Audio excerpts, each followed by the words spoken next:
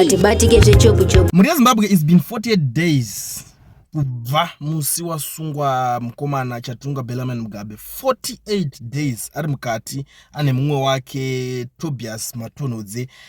Pari kupisa.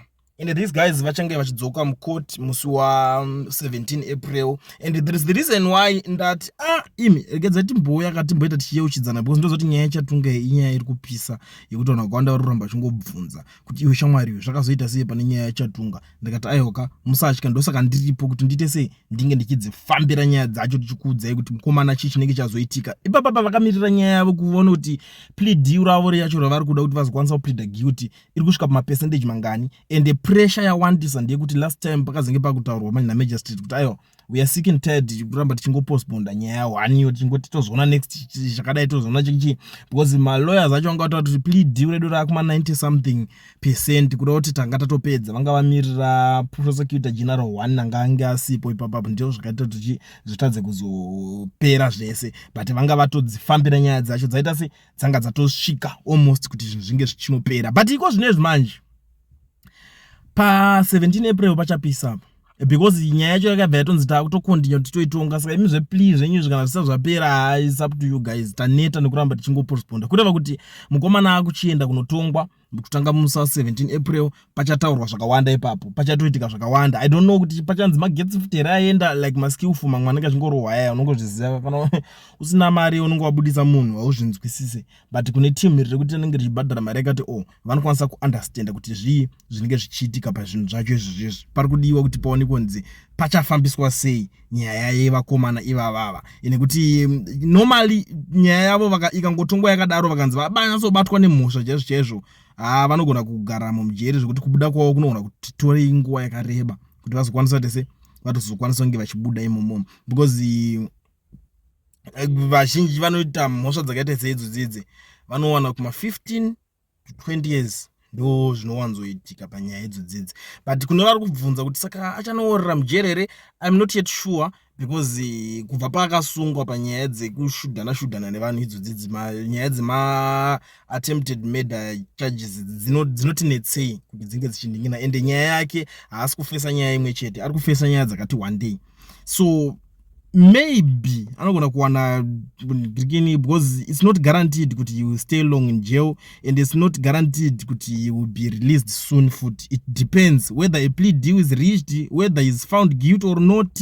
Decisions by South African court ndo dzinenge dzakamirirwa kuti vari kudecide kuti vazenge vachinyatsoita sei. Saka but if convicted of serious charges, you could get years in prison. Ndo zvimwe zvinhu zvakunoitika ipapapa. If a deal is reached, you might get a lighter sentence or even bail. Ndo pakamirirwa navanhu vese kuti saka bail racho achazononingina sei, because panozokunzi 2 years waredza tungokupata vatazosuspend kana kuti anongonzi 5 years tevatasaspenda dzimwe even for 5 years usina kuita same crime yakadaro atakupa kana community service kana kuti ngonzi it's okay mukomana ngabhadhare mari is fine rine rakakura ngabhadhare mari yakawandisa kuti akwanise kunga chiningina, because ndakanzoti hanzi vakuoffer futi a lot of money badhiri rawo kuti zvikwanise kunge richiita se richinobudirira the way rafanira kunge richibuda. But nhasi pane nyaya panapa iri kutenderera yandangoti tichipfura nepo tese tionesane kuti what exactly is going on. Pari kubvunzwa kuti dear Bob mubaba wacho ndo vari kubvunzwa panapa kuti toita sei timbotaura nezvenyaya idzodzidzani dzababa vacho Mudhara Bobo, because ari kunzi Mudhara akazopfidzisa vanhu vakawanda panyika yeZimbabwe pepe. Ndo imwe nyaya iri kunyanya kutaurwa nevanhu vakawanda kuti pakupfidza apo vanhu vakawanda vakapfidza. Vamwe ndo kutoti diaspora iyi adai panga pastori naMudhara vamwe pamwe mungadai vachitori paZimbabwe apa vachitozviraramira zvazvawo, but because of this guy zvakawanda zviri kutaurika. Now vanhu maZimbabweans vari kutaura pa Dear Bob hashtag riri kubudikira riri kutenderera, vari kunzi aiwa tazokuwara baba Bona, asi Ndabaningi Stole akasiya akesa his own party ZANU-PF yaakafoma here kuti wese achapinda mubrand dzake hadzichati changamu anenge ane nyota yekuda ushe, achange ari musatanist, munhu asina moyo, asina kana basa nevanhu vanokoshesa vanenge ari pedyo navo. Vamwe vari kutaura pane the issue iyo iri kunzi Dear Bob, take your gobbling, we are tired, torai chidhoma chenyu mudzosere kun'anga dzenyu, musha waparara. hashtag dear Bob rori kuningina right. Dear Bob mudhara munhu wenyu maimuziva, that's why maivharira panze. Alright, taive naye mumbukudokodoka imomomo. Mudzimu wakasiya wakunetsa, makatiparira henyu lo. Vanhu vezanu hardly reform. We have 7 jonono gears tsenengamo etc. Bobo anogona kutotanga kutosapota zanu ari kwaari ikoko futi. Pakashata. Maive maona mukuru. You are not so excellent, President Mugabe. Kana muchena ofa anobvirofa ngepurazi here. Dai mwakavasirawo pati yomene, zvino zvamakasiya mbombodo. Mumwe wari kunigirikina. Dear Bob, please torai munhu wenyu, uyai dzokai mutore munhu wenyu mufemese taneta. Ndozvitaura nevamwe. Dear Bob, you should have dropped specialism when you heard about it. Now your comrades don't know which ideology to take. They are halfway on everything.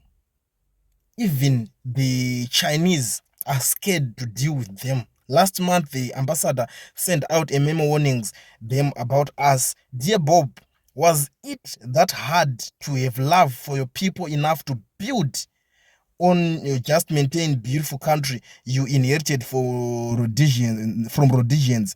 You had the resources, human capital, and even every tool possible to make Zimbabwe the most beautiful place in Africa. Give us quality life, please. Mudhara, you are reason millions of Zimbabweans left Zimbabwe.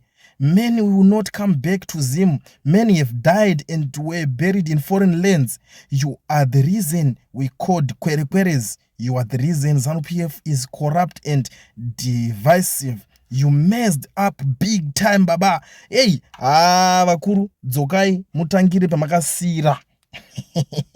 Chekutanga tiregererei nekumwacha mwacha kwatakaita 2017 takaita dzungu vedu we, asi please tiregerereyo. Ndo zvimwe zvekutaura nevamwe. I apologize for thinking you were bad, Mudhara. Now we are worse off what was before.